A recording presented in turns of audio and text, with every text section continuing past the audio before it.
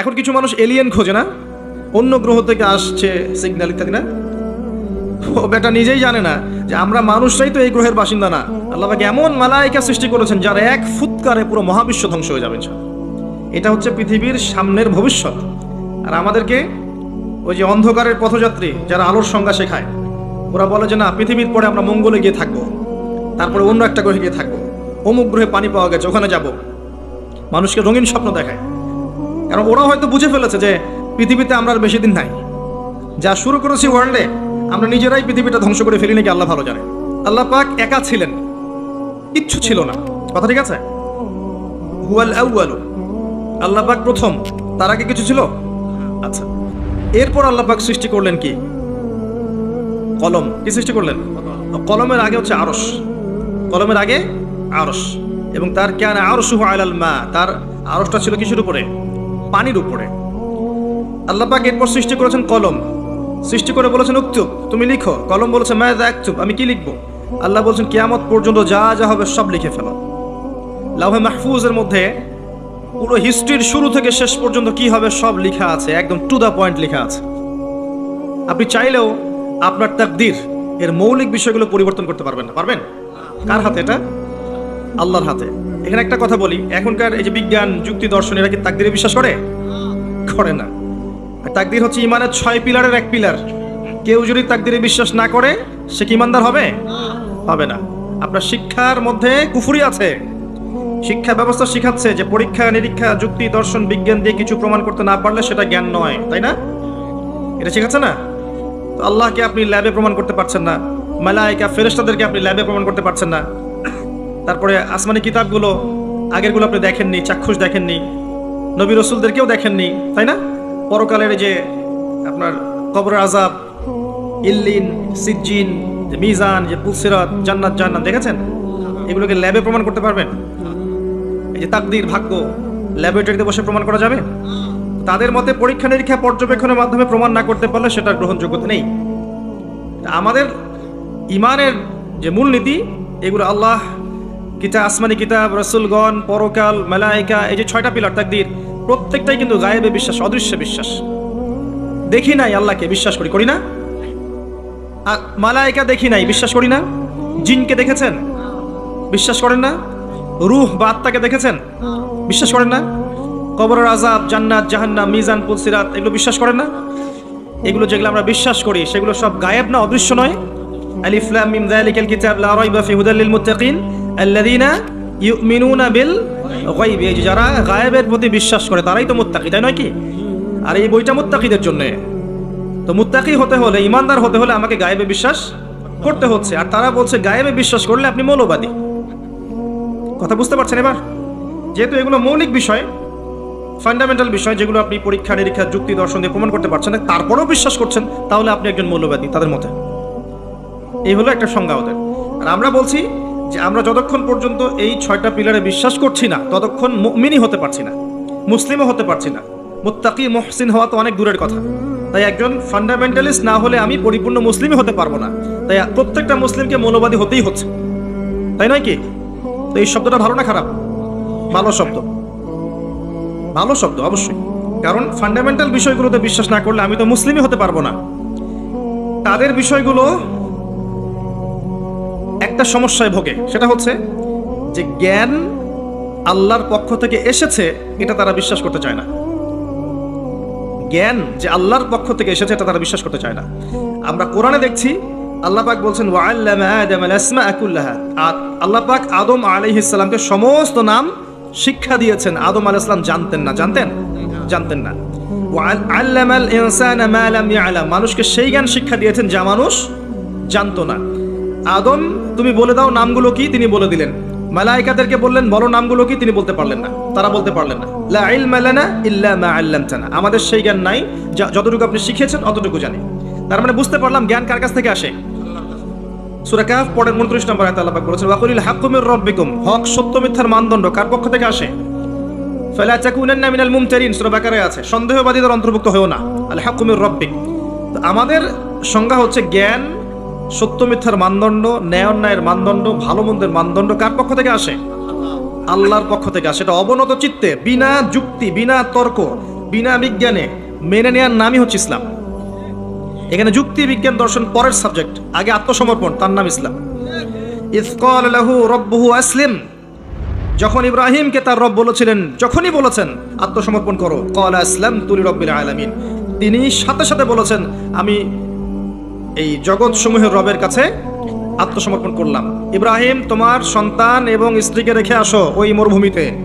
ইব্রাহিম আলাইহিস সালাম বললেন না, কি জন্য রেখে আসবো, এটা তো সাইন্টিফিক না, কোন যুক্তিতে কোন দর্শনে রেখে আসবো, ওখানে পানি নাই মানুষ নাই, কি জন্য রেখে আসবো। ওই যে ইবলিস যেমন বলেছিল আমি কেন সেজদা করব, ও তো মাটির আমি তো আগুনের। ইব্রাহিম এটা বলেছেন? ইয ক্বালা লাহু রাব্বুহু আসলিম, আত্মসমর্পণ করো, বলেছেন আসলামতু, আমি আত্মসমর্পণ করলাম, এর নাম ইসলাম। আমি কি ইসলাম বোঝাতে পারছি ভাই? হ্যাঁ, এরপরে আসেন ইসলামের প্রত্যেকটা বিষয় আপনি এগুলো দিয়ে প্রমাণ করতে পারবেন, কিন্তু সেই জ্ঞান আপনার থাকতে হবে, ওই যুক্তি ওই বিজ্ঞান ওই দর্শনের জ্ঞান আপনার থাকতে হবে। কিন্তু ওই সব মানুষকে আল্লাহ পাক সেই জ্ঞান দেননি, সব মানুষকে আল্লাহ পাক সেই জ্ঞান দেননি। প্রত্যেকটা বিষয়, ইসলামের প্রতিটা বিষয়, রূহ, আপনার যে কবরের আযাব, জান্নাত জাহান্নাম, মিজান পুলসিরাত, সবকিছুই জ্ঞানের আওতায় আনা সম্ভব, কিন্তু আল্লাহ পাক সেই জ্ঞান মানুষকে দেননি পৃথিবীতে। দিলে তো আর পরীক্ষা থাকতো না। কি জন্য এসেছেন এখানে? পরীক্ষা। মানে সব যদি চোখে দেখেন, আল্লাহকে চোখে দেখছেন, কে না নামাজ পড়বে, তাই না? এমন কেউ আছে নামাজ পড়তো না? এটাই তো পরীক্ষা, আল্লাহকে দেখবেন না তারপরেও আপনাকে নামাজ পড়তে হবে। কবর তো দেখেননি আযাব কেমন হয়, তারপরে ভয় রাখতে হবে, হ্যাঁ কবরের আযাব আছে। মিজান দেখিনি, পুলসিরাত দেখি নাই, পুলসিরাত পার হতে হবে, ভয় রাখতে হবে। দেখলে তো অবশ্যই আমল করতেন। লিনাবলুয়াকুম আইয়ুকুম আহসানু আমালা, এই জন্যই তো সৃষ্টি করেছেন আল্লাহ পাক। এটাই হচ্ছে টেস্ট, যেটা ওই পশ্চিমা দর্শন এবং ওদের অনুসারীরা বুঝতে পারে নাই। এখানে ইসলামের মূলনীতি হচ্ছে এই যে আমরা গায়েবে বিশ্বাস করি, না করা পর্যন্ত আমরা মুসলিম হতে পারছি না। আল্লাহ পাক এবার আদম এবং হাওয়া আলাইহিস সালামকে সৃষ্টি করে জান্নাতে রেখে পরীক্ষা নিয়ে দুনিয়াতে পাঠিয়েছেন। দুনিয়াতে পাঠিয়ে আল্লাহ পাক একটা মূলনীতি দিয়েছেন, এটা ভালো করে বোঝেন। আল্লাহ পাক মূলনীতি দিয়ে পাঠিয়েছেন। সূরা বাকারা আয়াত নাম্বার 38 39, কুল নাহবিতু মিনহা জামিআ, আল্লাহ পাক বলছেন তোমরা এখন পৃথিবীতে নেমে যাও। কে কে নেমে যাবে? আদম, হাওয়া আলাইহিস সালাম, ইবলিস, তোমরা নেমে যাও। ফাইম্মা ইয়াতিয়ান্নাকুম মিন্নি হুদান, তোমাদের কাছে আমার পক্ষ থেকে হেদায়েত আসবে, মানে প্রত্যেক যুগে যুগে আমার পক্ষ থেকে হেদায়েত, মানে আসমানি কিতাব, নবী রাসূলগণ আসবে। ফামান তাবিআ হুদায়া, যারা আমার হেদায়েতকে মেনে চলবে, ফালা খাউফুন আলাইহিম ওয়ালা হুম ইয়াহজানুন, তাদের কোনো ভয় নাই, কোনো দুশ্চিন্তাও নাই। এই দুনিয়ার জীবনে হায়াত দেওয়া হবে 100 200 300 500 1000 বছর। আগে তো ছিল 1000 বছর, এখন না হয় আমাদের 100 কম গড়াইও আর কি। তো এই সময়টুকুতে তোমাদের কাছে হেদায়েত আসবে, আসমানি কিতাব আসবে, নবী রাসূলগণ আসবেন। যদি নবী রাসূল না থাকেন, উলামায়ে কেরামের মুখ থেকে হক শুনবে, আল্লাহর কিতাব থাকবে, হেদায়েত পৌঁছে যাবে। এরপর ফামান তাবিআ হুদায়া, যারা আমার হেদায়েতকে মেনে চলবে, ফালা খাউফুন আলাইহিম ওয়ালা হুম ইয়াহজানুন, কোনো টেনশন নাই, কোনো দুশ্চিন্তা নাই, আবার সেই জান্নাতে ফিরে আসবে ইনশাআল্লাহ যেখান থেকে চলে গেছো। ঠিক আছে? এখানে একটা কথা মনে পড়লো, বলে দেই। এখন কিছু মানুষ এলিয়েন খোঁজে না, অন্য গ্রহ থেকে আসছে সিগন্যাল ইত্যাদি, না? ও বেটা নিজেই জানে না যে আমরা মানুষরাই তো এই গ্রহের বাসিন্দা না, তাই না? আমরা তো এই গ্রহের বাসিন্দা ছিলাম না, ছিলাম। আমাদের পিতা ছিলেন, মা ছিলেন জান্নাতে, অন্য জায়গা থেকে আমরা এই পৃথিবীতে এসেছি, তাই নয় কি? আর ওদের ফিলোসফি হচ্ছে মানুষ বাদর থেকে হয়েছে, নাউজুবিল্লাহ। হ্যাঁ, তারা হতে পারে বাদর থেকে মানুষ, আমরা হইনি। বরং কোরআনে আল্লাহ পাক উল্টা কথা বলেছেন, সূরা আরাফের মধ্যে সম্ভবত আছে। ওই যে শনিবারের ঘটনা, শনিবারে মাছ ধরার ঘটনা মনে আছে? শনিবারে আল্লাহ পাক মাছ ধরতে নিষেধ করলেন, কিছু মানুষ মাছ ধরলো না, কিন্তু টেকনিক খাটালো, মাছগুলোকে আটকে রাখলো। এই অপরাধের কারণে আল্লাহ পাক কি করেছেন? ওদেরকে বানর বানিয়ে দিয়েছেন। তাহলে মানুষ থেকে বানর হয়েছে প্রমাণ আছে, বাদর থেকে মানুষের কোনো প্রমাণ নাই। এখনকার ডারউইনের তত্ত্ব আপনারা হজম করছেন, লিখছেন পরীক্ষার খাতায়, মাশাআল্লাহ। এগুলো কুফরি মতবাদ। কি মতবাদ? যখন আপনি এটা বিশ্বাস করছেন, তাহলে আপনি আদম আলাইহিস সালামের অস্তিত্বকে অস্বীকার করছেন, তাই নয় কি? যদি আপনি বিশ্বাস করেন যে আসলে বাদর থেকে মানুষ হয়েছে, তাহলে আদম আলাইহিস সালাম কি, তাকে কি আল্লাহ কি থেকে সৃষ্টি করেছেন? অন্য কোনো প্রাণী থেকে? কখনোই না। তাকে আল্লাহ পাক নিজের হাতে আল্লাহ পাক মাটি থেকে, কাদা মাটি থেকে সৃষ্টি করেছেন। আল্লাহ পাক বলেননি মিনহা খালাকনাকুম ওয়া ফিহা নুঈদুকুম, বলেননি ওয়া মিনহা নুখরিজুকুম তারাতান উখরা, তোমাদেরকে এই মাটি থেকে সৃষ্টি করেছি, আবার সেখানেই ফিরিয়ে নিব, এখান থেকে আবার পুনরুত্থিত করব, তাই না? যেভাবে প্রথমবার করেছিলাম। তো খেয়াল রাখবেন, পড়াশোনা করতে গিয়ে যেন কুফরি না হয়ে যায়। তো এই একটা আয়াত আল্লাহ পাক বললেন তোমরা নেমে যাও, কিন্তু হেদায়েত আসবে, যারা হেদায়েত মেনে চলবে তারা আবার জান্নাতে ফিরে আসবে। তারপর আরেকটা আয়াত আছে 39, আল্লাহ পাক বলছেন ওয়াল্লাযীনা কাফারু, তবে যারা কুফরি করবে, ওয়া কাযযাবু বিআয়াতিনা, এবং আমার আয়াতগুলোকে মিথ্যা প্রতিপন্ন করবে, কাযযাবু মিথ্যা প্রতিপন্ন করবে, ফাউলাইকা আসহাবুন নার, তারা চিরস্থায়ী, তারা জাহান্নামের অধিবাসী হবে, হুম ফিহা খালিদুন, তারা সেখানে চিরস্থায়ী থাকবে। এটা কি জীবন দর্শন না? সহজ সরল জীবন দর্শন। আল্লাহর পক্ষ থেকে হেদায়েত আসবে, দুনিয়ার সময়টা লিমিটেড, এই সময়ে হেদায়েত আপনার কাছে আসবে, এটা আল্লাহর দায়িত্ব পৌঁছে দেয়া। এরপর যদি আপনি মেনে নেন, আপনি সেই জান্নাতে যাবেন ইনশাআল্লাহ, যেখান থেকে এসেছেন ইনশাআল্লাহ। আর যদি আপনি না মানেন, অস্বীকার করেন, মিথ্যা প্রতিপন্ন করেন, তাহলে ওই ইবলিসের সাথেই, অহংকারী ইবলিসের সাথেই চিরস্থায়ী জাহান্নামে যেতে হবে। আমরা এখন কি চাই সেটা আমাদেরকে সিদ্ধান্ত নিতে হবে, তাই নয় কি? আল্লাহ পাক কি জোর করবেন? আল্লাহ পাক জোর করবেন না। কুলিল হাক্কু মির রাব্বিকুম ফামান শাআ ফালইউমিন, যার ইচ্ছা হয় সে ঈমান আনুক, ওয়া মান শাআ ফালইয়াকফুর, যার ইচ্ছা হয় অস্বীকার করুক। আল্লাহ দুনিয়াতে আযাব দিতে পারেন, বিপদে ফেলতে পারেন, শাস্তি দিতে পারেন, চিরস্থায়ী জাহান্নাম দুনিয়াতে দিবেন না? দিবেন। আল্লাহ ফিরে আসার সুযোগ দিবেন। আর আল্লাহ আরো বলেছেন ওয়া হাদাইনাহুন নাজদাইন, আমি দুইটা পথ দেখিয়ে দিয়েছি। অন্য সূরা আল্লাহ পাক বলেছেন ইম্মা শাকিরা ওয়া ইম্মা কাফুরা, ইচ্ছা হলে তুমি কৃতজ্ঞ হও, ইচ্ছা হলে অকৃতজ্ঞ হও। লা ইকরাহা ফিদ-দীন, দিনে কোনো জবরদস্তি নেই, ঘাট ধরে কাউকে ইসলাম কবুল করাতে হবে না। হবে? আল্লাহ পাক চান্স দিয়েছেন এই সময়টুকুতে। এবার আসেন যে প্রত্যেক যুগে যুগে আল্লাহ পাক কি তার পক্ষ থেকে নবী রাসূল পাঠাননি? আসমানি কিতাব পাঠান নাই? নূহ আলাইহিস সালাম 950 বছর দাওয়াত দিয়েছেন, তার কাছে আল্লাহর কিতাব আসেনি? 950 বছর দাওয়াত দেওয়ার পরে কিছু মানুষ ইসলাম কবুল করেছে, কিছু বেশিরভাগ মানুষই করে নাই। যে বেশিরভাগ মানুষ করেনি, আল্লাহ পাক তাদেরকে ডুবিয়ে দিয়েছেন না? আর নূহ আলাইহিস সালামকে এবং তার সঙ্গী সাথী সহ নাজাত দিয়েছেন, উদ্ধার করেছেন, করেনি? একই সুন্নাহ। আদ জাতির কাছে যান, বড় বড় দেহের যারা ঈমান এনেছে আল্লাহ পাক উদ্ধার করেছেন, ঈমান আনে নাই দুনিয়ায় দুনিয়াতেও লাঞ্ছিত করেছেন, পরকালেও চিরস্থায়ী জাহান্নামে পাঠাবেন। সামুদ জাতি, সালেহ আলাইহিস সালাম, একই কাহিনী। যারা ঈমান এনেছে আল্লাহ পাক উদ্ধার করেছেন, ঈমান আনে নাই ধ্বংস করে দিয়েছেন। কওমে মাদিয়ান, শুআয়ব আলাইহিস সালামের কওম, একই ঘটনা। ঈমান এনেছে উদ্ধার, ঈমান আনে নাই আল্লাহ পাক ভূমিকম্প দিয়ে ধ্বংস করেছেন। ফিরআউন, একই ঘটনা। দাওয়াত দেওয়া হয়েছে, মুজিজা দেখানো হয়েছে, বারবার সতর্ক করা হয়েছে, ফিরআউন শোনেনি, পাল্টা ধাওয়া করেছে, লোহিত সাগরে আল্লাহ পাক একত্রিত করেছেন, মুহূর্তে ডুবিয়ে দিয়েছেন, শেষ। আর মূসা আলাইহিস সালামকে উদ্ধার করেছেন। একটা কথা এখানে বলি, আল্লাহ পাক যেভাবে লোহিত সাগরে মূসা আলাইহিস সালামের বিপক্ষে এই যে ফেরাউন এবং তার অনুসারীদেরকে একত্রিত করেছিলেন এবং একত্রিত করে আল্লাহ পাক সদল বলে ডুবিয়ে দিয়েছেন, ঠিক একই সুন্নাহ আল্লাহ পাক আবারও ভবিষ্যতে করবেন আরেকবার ইনশাআল্লাহ। হতাশ হবেন না, কষ্ট নেবেন না। বিষয়টা হচ্ছে যে আমরা আমাদের ঘুমন্ত অবস্থার কারণে এই পরিস্থিতির সৃষ্টি হয়েছে। আমাদের ইমানের কমতির কারণে আমরা যে কোরআন সুন্নাহ থেকে দূরে সরে গেছি, আমার আকীদা আখলাক খারাপ হয়ে গেছে, হারামখোর হয়ে গেছি, জিনা, সুদ, ঘুষ, ব্যভিচার, পর্নোগ্রাফি, যাবতীয় বিষয়ে আসক্ত হয়ে গেছি। আল্লাহর পথ ছেড়ে দিয়ে আমরা যে শয়তানের পথে হেঁটেছি, এই সময়টুকুর মধ্যে ইসলামের দুশমনরা শক্তিশালী হয়ে গেছে। আল্লাহ পাক কি করবেন জানেন? এখন এই যে সময়টুকু দিয়েছেন আমাদেরকে, এই সময়টুকুর মধ্যে যদি আমরা দিনের জন্য কিছু না করি, ব্যক্তি পর্যায়ে, পারিবারিক পর্যায়ে, সোশ্যাল পর্যায়ে যদি না করি, আল্লাহ পাক আমাদেরকে সরিয়ে দিবেন আস্তে করে, দিয়ে ইস্তাবদিল কওমান গায়রাকুম, অন্য কওমকে আল্লাহ পাক হেদায়েত দিয়ে এই জায়গায় নিয়ে আসবেন। সুম্মা লা ইয়াকুনু আমসালাকুম, তারা তোমাদের মতো হবে না। আল্লাহ বলেছেন ইন্নাল্লাহা লা ইউগাইয়িরু মা বিকওমিন হাত্তা ইউগাইয়িরু মা বিআনফুসিহিম, আল্লাহ পাক একটা কওমের অবস্থা ততক্ষণ পরিবর্তন করেন না যতক্ষণ না ওরা নিজেদের অবস্থা পরিবর্তনের চেষ্টা করে। আমরা কি চেষ্টাটা করেছি বলেন দেখি এবার? কথা বললে তো মাইন্ড করে ফেলে। সত্যি কথা বলছি, আমাদের চেষ্টার ত্রুটি ছিল।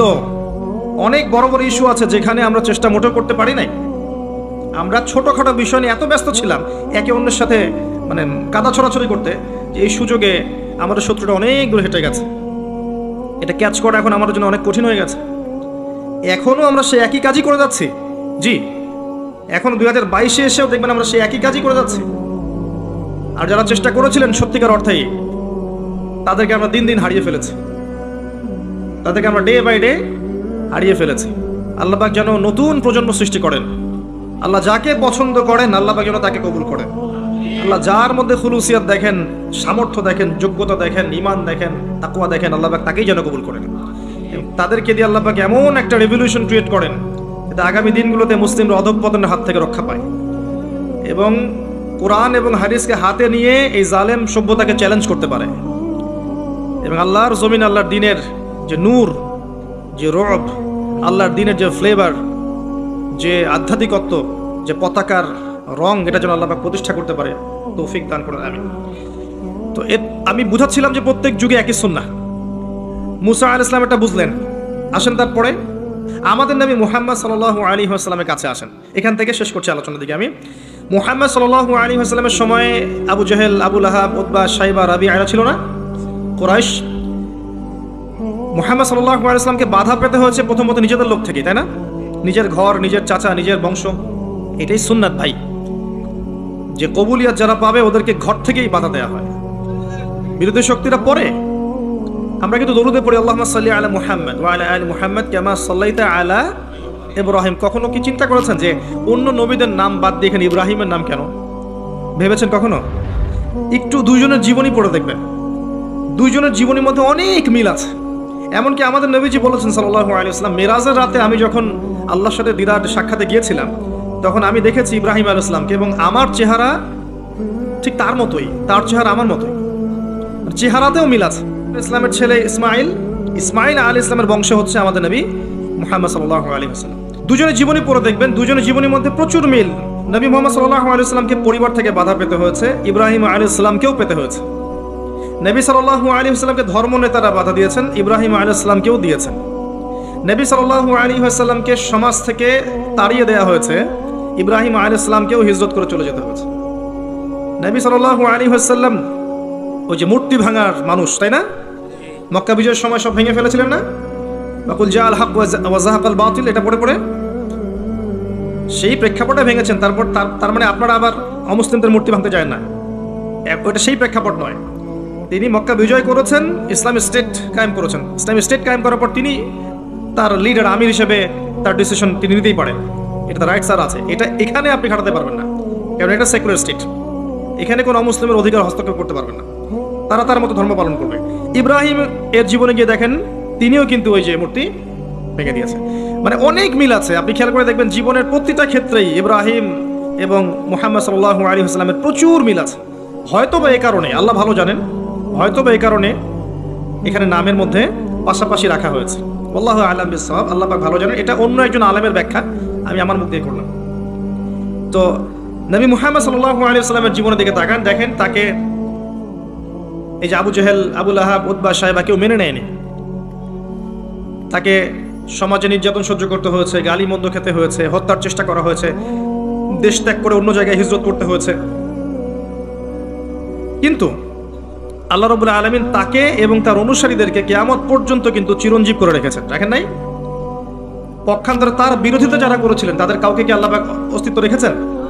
একই সুন্নাত। আমাদের নবী সাল্লাল্লাহু আলাইহি ওয়াসাল্লাম যেই যুগে বাস করতেন, শোনেন, সেই যুগের মধ্যে শিরক ছিল। কি ছিল? শিরক ছিল, সুদ ছিল, জিনা ছিল, মাদকদ্রব্য ছিল, আপনার নারীর অবমাননা ছিল, গোত্রীয় হানাহানি কাটাকাটি ছিল। আপনি এখনকার এই বিশ্বের দিকে তাকিয়ে দেখবেন হুবাহু সেই বিষয়গুলোই এখনকার বিশ্বের মধ্যে আছে, হুবাহু সেই বিষয়।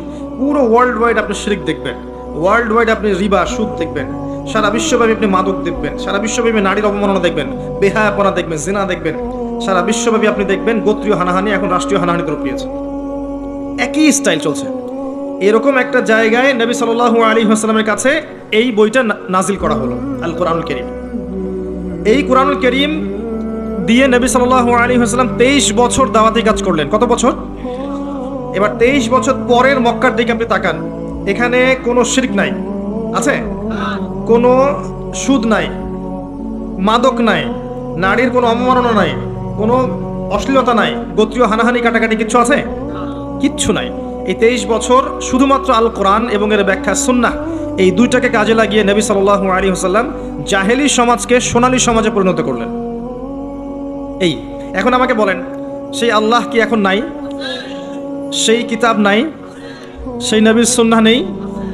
তাহলে আজকেও কি সম্ভব ছিল না জাহিলিয়াত দূর করে আলো জ্বালানো? সম্ভব ছিল না? ছিল।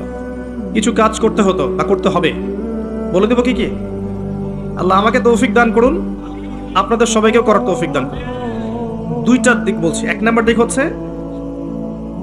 জ্ঞান অর্জন করতে হবে, জ্ঞান অনুযায়ী আমল করতে হবে, পারিবারিক আদর্শটা ধরে রাখতে হবে, আপনার হালাল রিজিকের ব্যবস্থা করতে হবে, আপনাকে দিনের জন্য নিজের জান মাল সময় শ্রম প্রতিভা দিয়ে দিনের খেদমতে আঞ্জাম দিতে হবে, উম্মার ঐক্যের জন্য আপনাকে চেষ্টা করতে হবে, অর্থনৈতিকভাবে স্বাবলম্বী হতে হবে এবং এমনভাবে ইসলামের দাওয়াত দিয়ে উম্মাকে, দেশকে, জাতিকে, রাষ্ট্রকে ভালো কিছু দিতে হবে যেন আমরা মধ্যম পন্থায় ইসলামের পতাকা নিয়ে এগিয়ে যেতে পারি। এই কাজগুলো করলে আজও সম্ভব, আলো জ্বালানো আজও সম্ভব। আরেকটা কাজ, এই বইটার হক আদায় করতে হবে, আল কোরআনের হক আদায় করতে হবে, বিশুদ্ধ তিলাওয়াত শিখতে হবে। এক নাম্বার কি? বিশুদ্ধ তিলাওয়াত শিখতে হবে। দুই নাম্বার হচ্ছে এর কিছু অংশ হিফজ করার চেষ্টা করতে হবে। তিন নাম্বার এর অর্থটা বোঝার চেষ্টা করতে হবে। চার নাম্বার এর আদেশগুলো মেনে চলার চেষ্টা করতে হবে। পাঁচ নাম্বার এর সমস্ত নিষেধ বর্জন করার চেষ্টা করতে হবে। আর ছয় নাম্বার এর দাওয়াতটা মানুষের ঘরে ঘরে পৌঁছানোর চেষ্টা করতে হবে। পারা যাবে ইনশাল্লাহ? তিলাওয়াত কতটুকু সময় লাগতে পারে ভাই তিলাওয়াত শিখতে? 1 মাস, 2 মাস, 3 মাস, সর্বোচ্চ 3 মাস। 3টা মাস আমরা 1 ঘন্টা করে আল্লাহর জন্য উৎসর্গ করতে পারবো না? 3 মাসে 90 দিন, তাই না? দৈনিক যদি 1 ঘন্টা করে দেন তাহলে 30 ঘন্টা হচ্ছে আপনার, 90 ঘন্টা হচ্ছে আপনার। তো 90 ঘন্টায় কয় দিন হয়? 90 ঘন্টায় কয় দিন হয়? 4 দিনের বেশি বা 4 দিনের মতোই নাকি? 4 দিনের কাছাকাছি, 3 দিন প্লাস 4 দিনের কাছাকাছি। 4টা দিন যদি আপনি আল্লাহর জন্য দিয়ে দেন, উৎসর্গ করেন, এই বই আল্লাহর কিতাব আপনি পড়া শিখে যাবেন। আপনি কি রাজি নাই?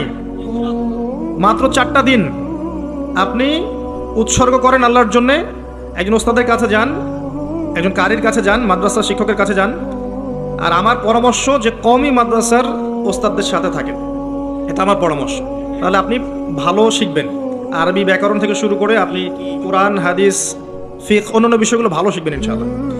গিয়ে আপনি সুন্দর করে কোরআন পড়া শেখেন। পারবেন না ইনশাআল্লাহ ভাই?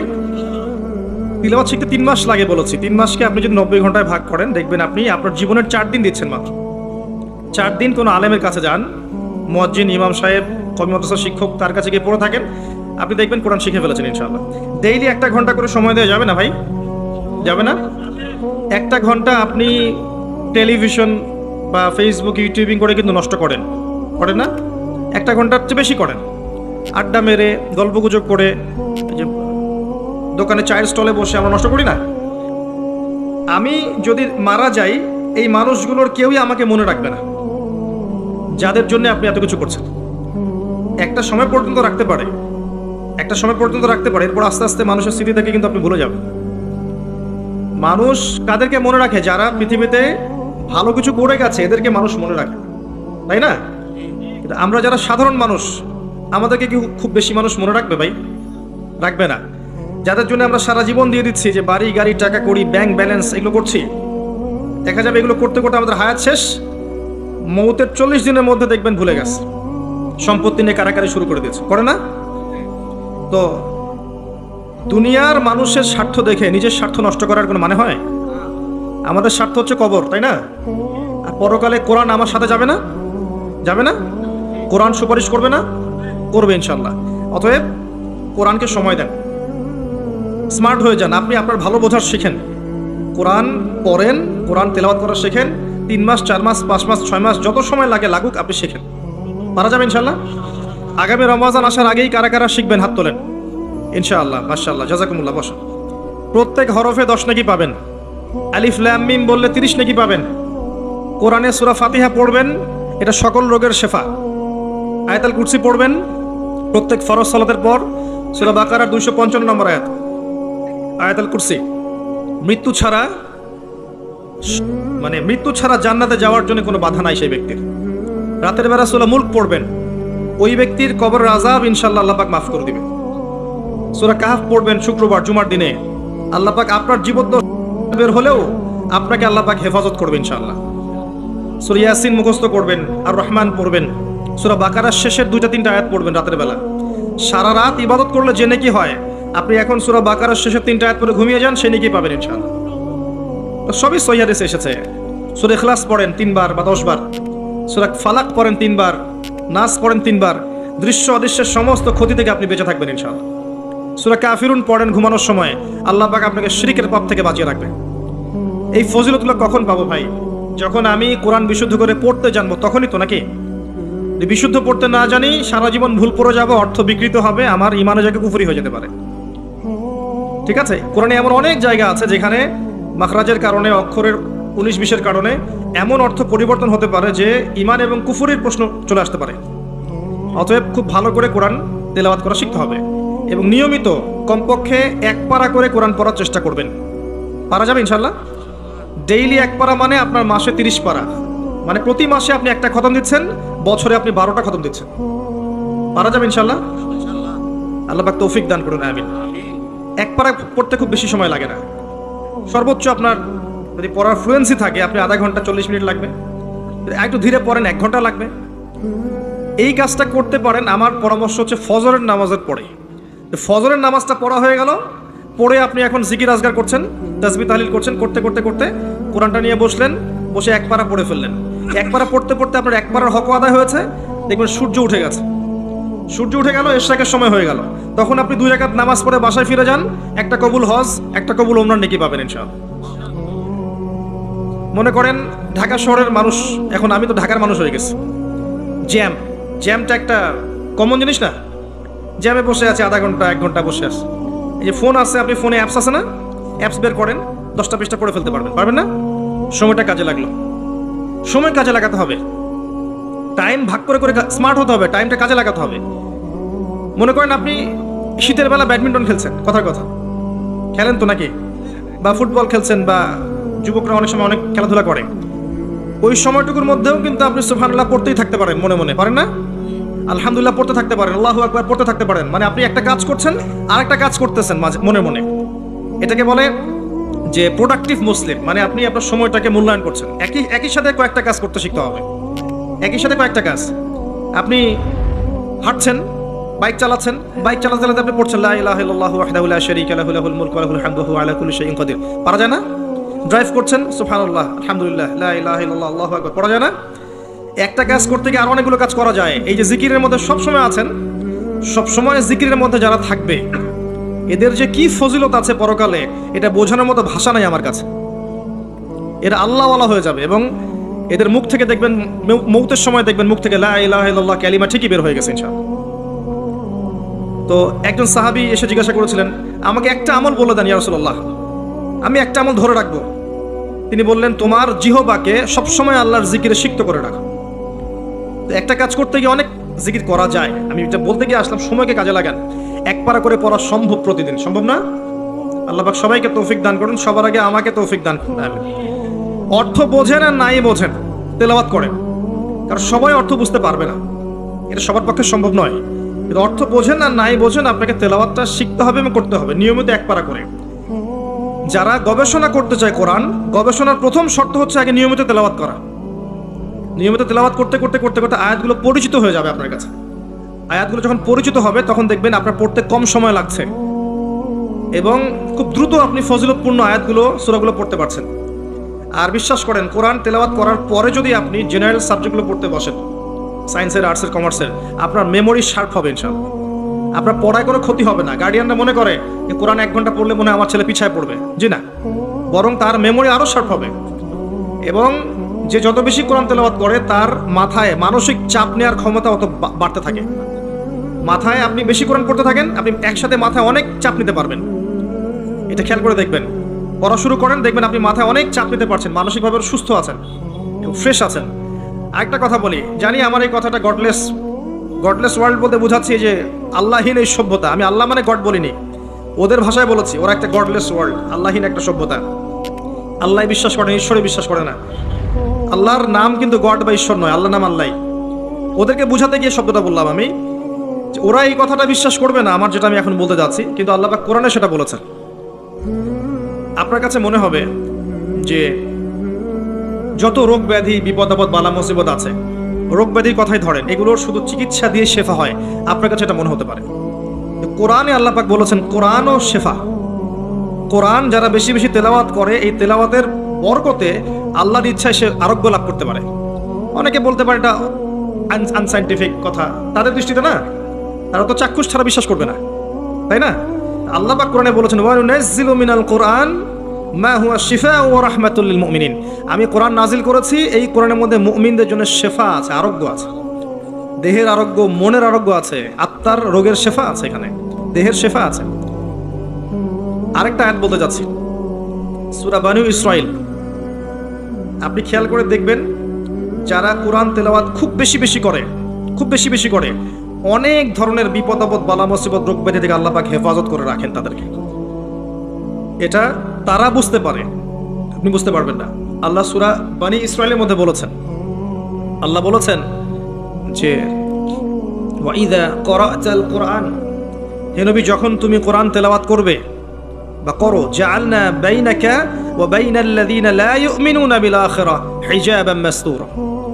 যখন তুমি কোরআন পড়বে, নিয়মিত আপনি কোরআন পড়বেন, কোরআনের সাথে থাকবেন, তখন হে নবী আপনার মাঝে এবং তাদের মাঝে যারা আল্লাহ বিশ্বাস করে না, পরকালে বিশ্বাস করে না, ওই যে গডলেস ওয়ার্ল্ড, ওদের মাঝে আমি একটা অদৃশ্য নিরাপত্তার পর্দা বসিয়ে দিব, ওখান থেকে কোনো ক্ষতি আপনার কাছে আসতে পারবে না। এটা কোরআনের আয়াত। এবার শোনেন, ওয়ার্ল্ডের যত ফিতনা, যত ফাসাদগুলো আছে, এর শেকড় হচ্ছে ওই সভ্যতাগুলো থেকে আসছে, ওই দিক থেকে আসছে। গ্লোবাল মাদক থেকে আসছে, সারা ইউনিভার্সাল সুদ, রিবা থেকে আসছে, ইউনিভার্সাল শিরিক থেকে আসছে। আল্লাহর এই কোরআনের লজ, ফান্ডামেন্টাল সব বাদ দিয়ে সব মানব রচিত থেকে আসছে, ওই দিক থেকেই সব এদিকে সাপ্লাই করা হয়েছে। যখন আপনি কোরআন পড়বেন, আমি ওই সভ্যতা যারা আল্লাহ এবং তার পরকালে বিশ্বাস করে না, আপনার এবং তাদের মাঝে একটা পর্দা বসিয়ে দিব, ওখান থেকে কোনো ক্ষতি আপনাকে স্পর্শ করতে পারবে না। বলে দেই, যত ভাইরাসগুলো আছে না, ওখান থেকে এসেছে, ওদিক থেকে আসছে না। কোরআন বেশি বেশি পড়েন, আল্লাহ পাক আপনাকে ভাইরাস থেকে বাঁচাবে ইনশাআল্লাহ। স্বাস্থ্যবিধি অবশ্যই মেনে চলবেন, আমি কখনো বলিনি এটা মানবেন না, অবশ্যই মেনে চলেন, মাস্ক পরেন, স্যানিটাইজার ইউজ করেন, আপনি ভ্যাকসিন নিচ্ছেন, হোয়াট এভার, আপনি যা করছেন করেন, কোরআন ছাড়বেন না। কোরআন আগে, আল্লাহ বলেছেন কোরআন এগুলো থেকে আপনাকে বাঁচাবে ইনশাআল্লাহ। আপনি সচেতন থাকবেন, সুস্থ থাকবেন, পরিষ্কার পরিচ্ছন্ন থাকবেন, সব ঠিক আছে, কোরআনকে সময় দিবেন, এই দুইটা মিলে দেখবেন আপনি প্রোটেক্টেড ইনশাআল্লাহ। কারণ আমাদেরকে বিশ্বাসও করতে হবে, কাজও করতে হবে, তাই না? বিশ্বাসটা আমাদের কোরআন, আর আমাদের প্রোটেকশনটা এটা, প্রোটেকশন নিব।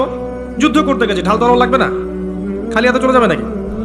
ঢাল তলোয়ার হচ্ছে আমার কোরআন, আর আপনি প্রোটেকশন নিয়েছেন, ঠিক আছে, দুটোই ঠিক আছে, কিন্তু কোরআনকে ছেড়ে দিয়ে নয়। যারা কোরআনকে বাদ দিয়ে শুধু বস্তুবাদিতার দিকে ধাবিত করতে চায়, এরা এক প্রকার অন্ধ জাতি, এদের ভিতরে কোনো ইন্টারনাল লাইট নেই। তো কোরআন বেশি করে তেলাওয়াত করেন, দিনে এক পারা তেলাওয়াত করার চেষ্টা করেন, আল্লাহ পাক তৌফিক ইনায়াত করুন, আমিন। এইটা প্রথম কাজ ছিল, নবী সাল্লাল্লাহু আলাইহি ওয়াসাল্লাম সাহাবায়ে কেরামদেরকে শিখিয়েছেন। এরপরে হিফজ করবেন কিছু অংশ হিফজ করেন। আপনি চাইলে 30 পারা হিফজ করতে পারেন, যদি না কুলায় 1 পারা, 2 পারা, 3 পারা, 5 পারা আপনি চেষ্টা করেন। আপনার ছেলে মেয়েদেরকে হিফজখানায় পাঠান, হাফেজ বানান। তবে একটা কথা, এমন যেন না হয় যে তারা তাদের পুরো জীবনে শুধু কোরআন মুখস্থ করেই থেমে গেছে, সামনে কোরআনের অর্থটা বুঝতে পারে নাই, এমনটা যেন না হয়। কারণ শুধুমাত্র এইটুকু মুখস্থ করে যদি সে সারা জীবন কাটিয়ে দেয়, তাহলে নিঃসন্দেহে কোরআনের হকটা কিন্তু আদায় হয়নি, অর্থ কিন্তু বোঝা উচিত ছিল না। তো তাদেরকে হিফজ করান, হাফেজ বানান।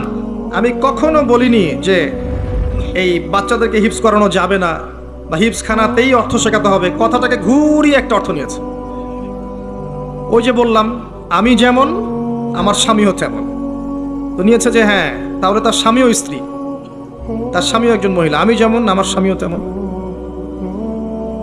হিফজ করবে, সে হিফজ করবে, হিফজ করার বয়সে সে হিফজ করবে। এরপর যখন সে ম্যাচিউরড হবে, সে অ্যারাবিক ল্যাঙ্গুয়েজ শিখবে, আরো বড় ক্লাসে যাবে, আরো বড় বড় কিতাব শিখবে, একটা পর্যায়ে কোরআনের তাফসীরগুলো পড়বে। সে যেন তার পুরো এই মাদ্রাসা সিলেবাসে কোরআনের অর্থটা বুঝে বের হয়ে যায়। এমন যেন না হয় যে সারাটা জীবন চলে গেল শুধু হিফজ করেই সে বসে আছে। আমি এটা বুঝাতে চেয়েছি যে শুধুমাত্র হিফজ করেই যেন সে ক্ষান্ত না হয়, সে যেন আরো পরবর্তীতে পড়াশোনাগুলো করতে পারে। এই কথার উদ্দেশ্য এটা ছিল না যে আপনার হিফজ করা খারাপ, হিফজ করা যাবে না, বা হিফজ করলে আপনি ঝরে পড়ছেন, পিছিয়ে পড়ছেন, এরকম কথা কখনো বলা হয়নি। আমি তো নিজেও আগে হিফজ করেছি, আল্লাহ পাক যতটুকু করার তৌফিক দিয়েছেন, 30 পারা না হলে প্রথমে আমি হিফজ করেছি, তারপরে অ্যারাবিক ল্যাঙ্গুয়েজ শিখেছি, তারপর ব্যাকরণ শিখেছি, এরপরে মাদ্রাসা কিতাব পড়েছি। এটাই তো সিস্টেম। কিন্তু আপনি যদি শুধু হিফজ করে ছেড়ে দেন এবং একটা মসজিদে তারাবি পড়াচ্ছেন, আপনি পড়াশোনাটা বাড়ালেন না, অ্যারাবিক ল্যাঙ্গুয়েজ শিখলেন না, আরবি গ্রামার শিখলেন না, কোরআনের তাফসীর শিখলেন না, এই পড়া কি যথেষ্ট হলো? আর সামান্য ইস্যু পেলেই ইস্যু পাগল না হয়ে আমাদেরকে বাস্তববাদী হওয়ার তৌফিক দান করুন এবং আপসে কাদা ছড়াছড়ি মনোভাব ত্যাগ করার তৌফিক দান করুন। আমিন। হিফজ করেন। হিফজ করলে একটা ফজিলত আছে যে হাফেজে কোরআনদেরকে আল্লাহ রাব্বুল আলামিন বলবেন ইকরা ওয়ারতাক, তুমি পড়ো এবং উঠতে থাকো, কোরআন পড়ো এবং তোমার মর্যাদা উঠতে থাকো, যেখানে তোমার পড়া শেষ হবে সেখানে তোমার জান্নাতের স্থায়িত্ব হবে। এবং হাফেজে কোরআনদের পিতা মাতাদেরকে আল্লাহ পাক নূরের তাজ পরাবেন, নূরের তাজ। আর যে ব্যক্তি হিফজ করেছে তার তো আর প্রশ্নই ওঠে না। নবী সাল্লাল্লাহু আলাইহি ওয়াসাল্লাম সাহাবায়ে কেরাম শুধুমাত্র তোতা পাখির মতো মুখস্থ করতেন না, বরং তার উপর তারা আমল করতেন, এটা বুঝতেন, এটা প্রচার প্রসার করতেন। এটা বোঝাতে চেয়েছি। যদি আমি শুধু এতটুকুতে সীমাবদ্ধ থাকি তাহলে বাকি কাজগুলো আমি করতে পারবো না। এটাই ছিল উদ্দেশ্য। আল্লাহ পাক উদ্দেশ্যটা বোঝার তৌফিক এনায়েত করুন। এরপর আপনি অবশ্যই আরবি ভাষায় যাবেন। কোরআন হিফজ করেছেন, অ্যারাবিক ল্যাঙ্গুয়েজটা শেখেন। এসো আরবি শিখি, মিজান মুন সাহেব থেকে শুরু করে নাহু সরফের বইগুলো পড়বেন এবং অবশ্যই কওমি মাদ্রাসার সাথে সম্পৃক্ত রাখে পড়বেন। এটা আমার পরামর্শ। যে মাদ্রাসাতেই অ্যারাবিক ভালো পড়ানো হয় সেখানেই যান। তবে কওমি মাদ্রাসার যে কাঠামোটা আছে দীর্ঘদিন থেকে বাংলাদেশে প্রতিষ্ঠিত, এই প্যাটার্নটা অনেক বেশি ডেভেলপড এবং অনেক বেশি অ্যারাবিকের ক্ষেত্রে মানে প্রোগ্রেসিভ, তারা এগিয়ে গেছে অনেক। তো এই জায়গায় আপনি যদি সময় দেন, 5 বছর 4 বছর সময় দেন, আপনি আরবি ভালো শিখবেন ইনশাআল্লাহ।